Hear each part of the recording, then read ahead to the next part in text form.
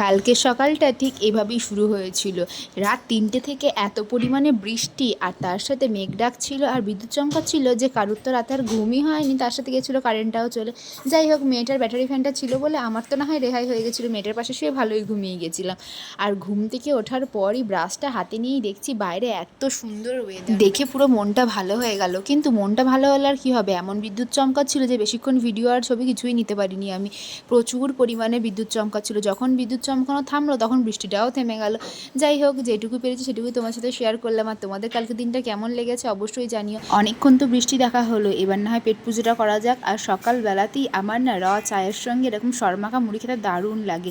আর আমি এখানে এলেই না এই সরমাখা মুড়িটা মা আমাকে মেখে দেবেই দেবে। মায়ের তো সর খাওয়া এখন বারণ কোলেস্ট্রলের জন্য, কিন্তু আমি সরমুড়ি খাবোই, তার সাথে একটা করে বিস্কুট খাই। আর এখন দেখো আমি, মা, ঠাকুমা তিনজন মিলে চা খেতে বসে পড়েছি। তো চলো টাটা, দেখা হচ্ছে আবার রাতে।